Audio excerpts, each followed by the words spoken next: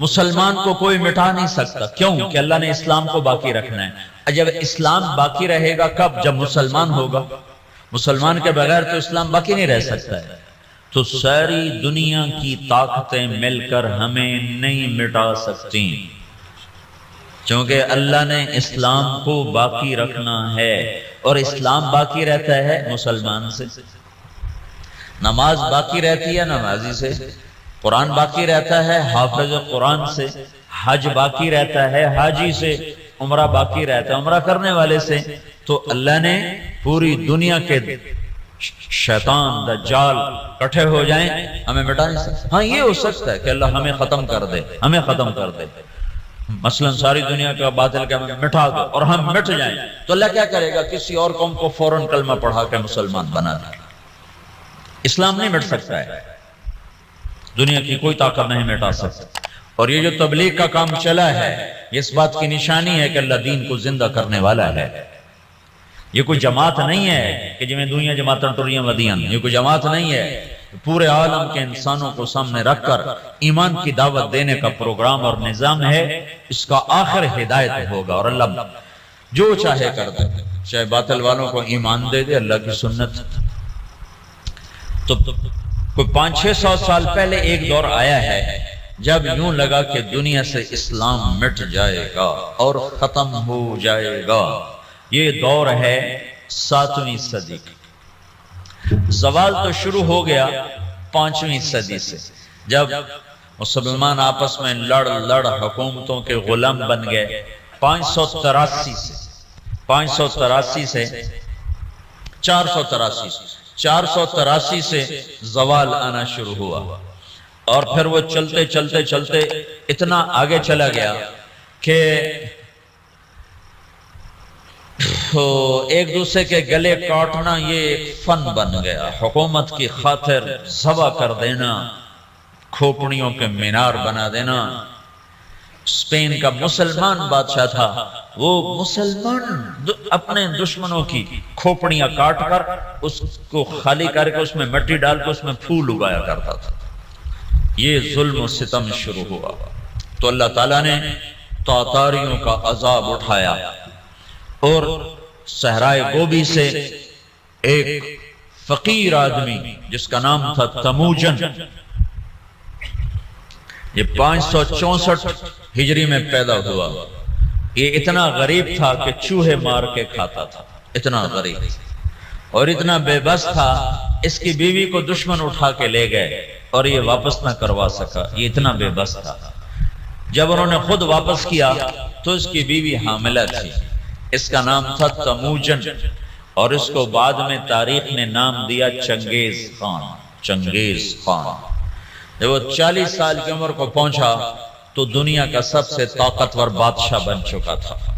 اور پھر مسلمان بادشاہ کیا، عوام کیا، رعایا کیا، امیر کیا، غریب کیا، وہ تباہی کی آخری حدوں تک آپس میں مالکی، حنبلی، شافعی، حنفی ایک دوسرے کو قتل کر رہے، شیعہ سنی ایک دوسرے کو قتل کر رہے اور ایک دوسرے پر لڑائیاں اور ایک دوسرے کے خلاف مناظرے. یہ دین بن گیا. 317 ہجری میں 317 میں پیچھے سے بات چل رہی تھی. عسیٰ ان یبعثک ربک مقاما محمودا. اس آیت پر کچھ حنبلی کچھ دوسرے مسلمان آپس میں اتنا اختلاف ہوا کہ لڑ 300 آدمی ذبح ہو گئے. یہ کیفیت بن رہی. اور عباسی بادشاہ عید کی نماز پڑھنے نکلتا ہے. بغداد کا خلیفہ عید کی نماز پڑھنے جا رہا ہے. اس کے آگے مراسی نچی جاندن، بھنڈ نچی جاندن، تو کرتب ہوئے جاندن. عید کی نماز کے لیے یہ جلوس نکلتے عیدگاہ میں عشاء کے بعد پہنچا اور عید کی نماز عشاء کے بعد پڑھی گئی. یہ حال ہو گیا. اس طرح کی صورتحال بن گئی. اور اخلاقی پستی اپنی حد کو پہنچی تو اللہ تعالیٰ نے چنگیز کو اٹھایا اور اس نے 610 میں اسلامی سلطنتوں پہ حملہ شروع کیا.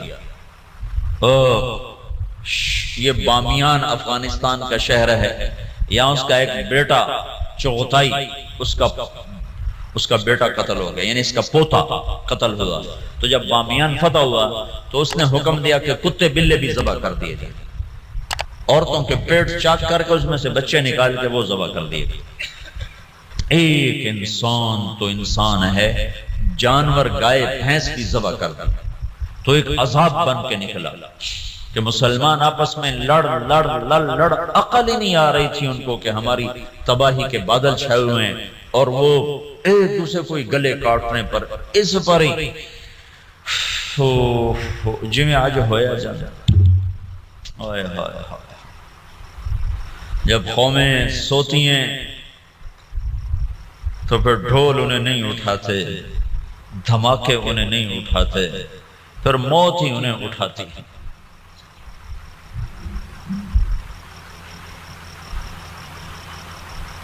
چھ سو 10 ہجری میں چنگیز خان نے بخارا پہ حملہ کیا، سب سے پہلا شہر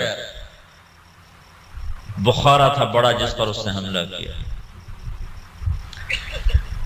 اور جب وہ مسجد کے ممبر پر آیا تو اس نے ایک لمبی ٹوپی پہنی ہوئی تھی، سردیوں کا زمانہ تھا، اور چہرے پہ رنگ ملا ہوا تھا سردی کے اثر سے بچنے کے لیے۔ کہنے لگا مسلمانوں تم جس خدا کو مانتے ہو میں اس خدا کا عذاب بن کر آیا، خون کی ندیاں بہا، اور 40 سال مسلمانوں کے خون سے زمین بھر گئی۔ 656 ہجری میں ہلاکو خان نے بغداد پہ حملہ کیا، 15 لاکھ آدمی ذبح کر دی، 40 دن قتل عام ہوتا رہا، اور دریائے دجلہ سرخ ہو گئی۔ یوں لگتا تھا کہ اب دنیا میں اسلام ختم، اب اسلام نہیں باقی بچ سکتا۔ تو میں نے تمہیں بتایا نا کہ اللہ نے اسلام کو باقی رکھنا ہے، اسے کوئی نہیں مٹا سکتا۔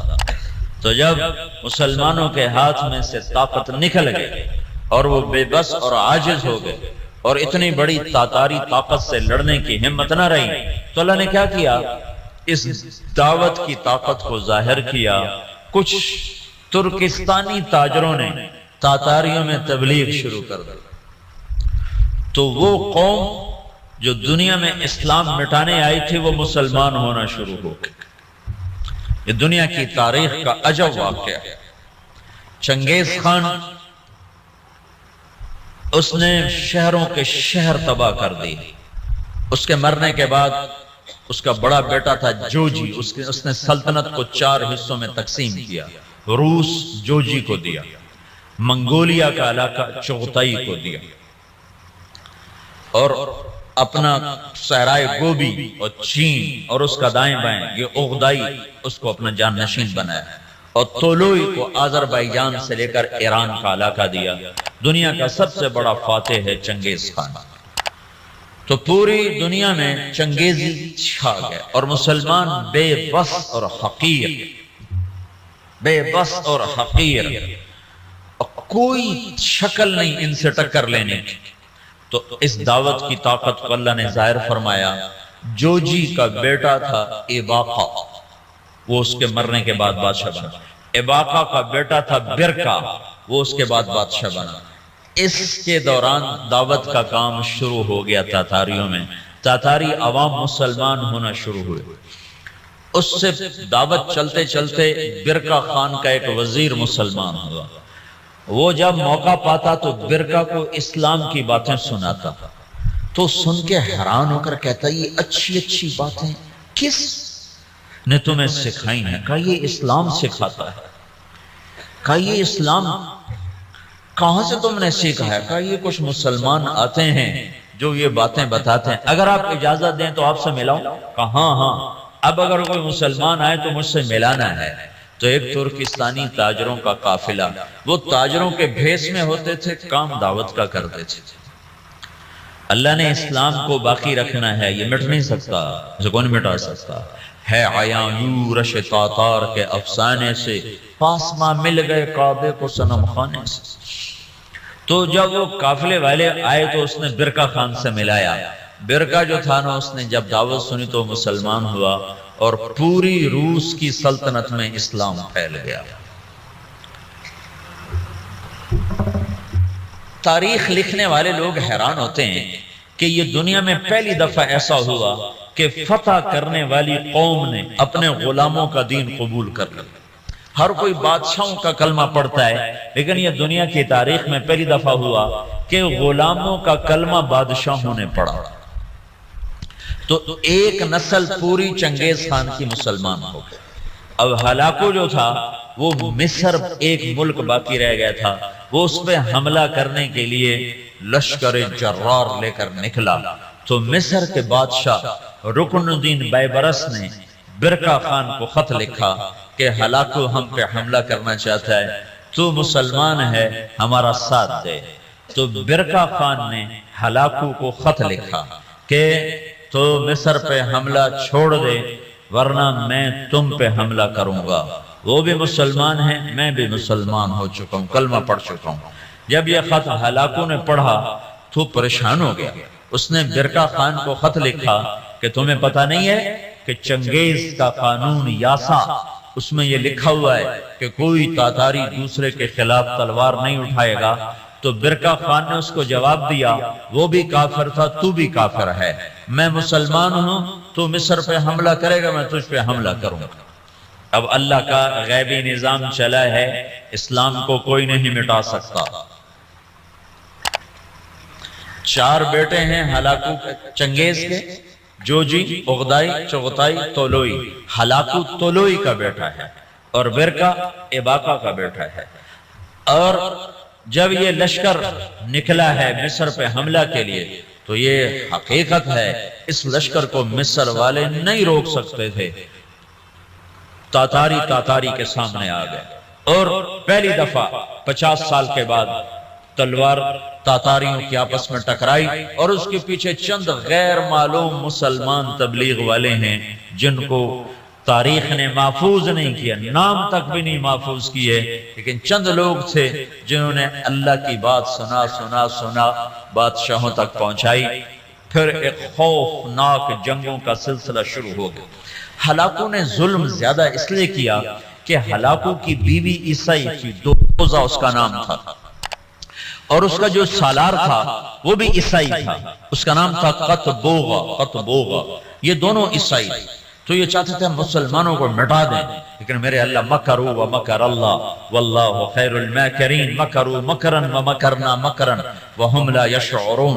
اللہ نے برقع کو ایمان دیا، اس سے جا کر ٹکرایا ایک جنگ میں، جو میں ہلاکو نے پہلے مصر پہ حملے کا ارادہ کیا، لیکن اس کا بھائی تھا منگو خان، وہ اس وقت چنگیزیوں کا بادشاہ تھا۔ جب اغدائی مرا تو اس کا بیٹا قیوق تھا، وہ بادشاہ بنا۔ قیوق کے مرنے کے بعد منگو خان بنا۔ ہلاکو مصر پہ حملے کی تیاری کر رہا تھا کہ منگو خان مر گیا، تو وہ قانون تھا کہ جو تاتاری بادشاہ جہاں بھی ہے وہ بڑے بادشاہ کی میت پر پہنچے، تو اس نے سارے لشکر کو کوچ کا حکم دیا۔ تھوڑی سی فوج اس نے فلسطین میں رکھی، اور 2 سال کے بغداد کی تباہی کے 2 سال کے بعد 656 میں بغداد تباہ ہوا۔ 658 میں رکن الدین بیبرس نے قطبوغا پہ حملہ کیا اور وہ زندہ گرفتار ہوا۔ پھر انہوں نے اس کی بوٹی بوٹی کر کے اس کو پھینک دیا۔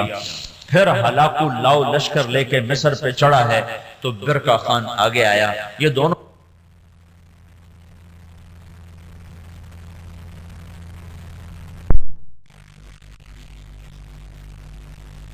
کا بیٹا تقودار وہ بادشاہ بنا، ہلاکو کا بیٹا بادشاہ بنا، وہ مرا، اس کا پوتا ارغوان وہ بادشاہ بنا، تو وہ عیسائی ہو گیا۔ اس نے اپنا نام رکھا نکوپولس، لیکن تھوڑے دنوں کے بعد کہنے ترائے خدا کیا چکر ہے، ترائے خدا، عیسائیوں کے 3 خدا ہوتے ہیں، کہ ترائے خدا بھی ہویا جب من خدا تھا ہی کوئی ہوندہ ہے، تو وہ مسلمان ہو گیا اور اس نے اپنا نام احمد رکھا۔ احمد وہ ہلاکو جس نے کہا تھا دنیا سے اسلام مٹا دوں گا، اس کا پوتا لا الہ الا اللہ کے نعرے لگا رہا تھا۔ اس کے پیچھے کوئی تلوار نہیں ہے، تلوار تو مسلمانہ دے ہاتھ جرائی کوئی نہیں گئی۔ زنگ لگ گیا تھا تلواروں کو، زوال شدہ قومیں کہاں لڑ سکتی ہیں؟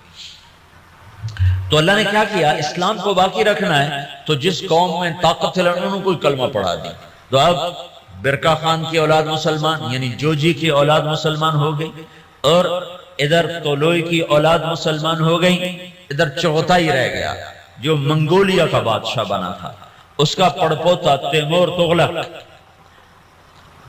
وہ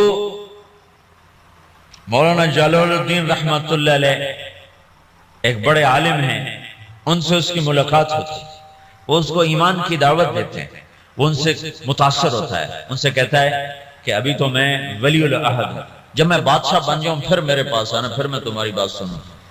اس کے بادشاہ بننے سے پہلے جلال الدین کا انتقال ہو گیا، انہوں نے اپنے بیٹے رشید الدین سے فرمایا کہ بیٹا جب تیمور تغلق بادشاہ بنے تو اس کو جا کے ایمان کی دعوت دینا اور بتانا کہ میرے باپ جلال الدین نے تم سے بات کی تھی تو تم نے وعدہ کیا تھا۔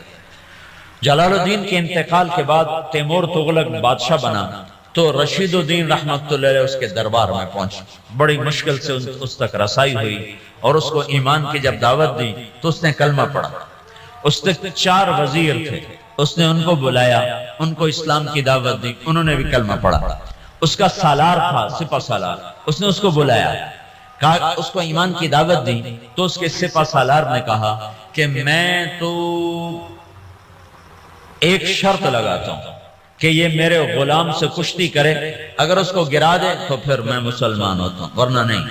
اس کے غلام کا نام تھا جراش۔ وہ کیسا غلام تھا؟ وہ 5 سال کا جوان اونٹ بیٹھا ہوا اس کو دونوں ہاتھوں پہ یوں اٹھا لیتے تھے، اساڑے کو بستر نہیں چاہیا جاتا، سلیپنگ بیگ تو پورا اٹھا ہی چاہ لیں گے ایڈی بلان۔ تو بادشاہ نے کہا تیمور نے کہ یہ کیا بات ہوئی، تیرا غلام ہاتھی اے شدہ چڑی ورگا اے کشتی کے ہی ہو، بھائی تو دلیل کی بات سن کا، میں دلیلہ کو نہیں جانتا، میں صرف لڑائی جاننا، یہ میرے غلام کو ہرا دے میں کلمہ پڑھ لوں۔ تو رشید الدین رحمت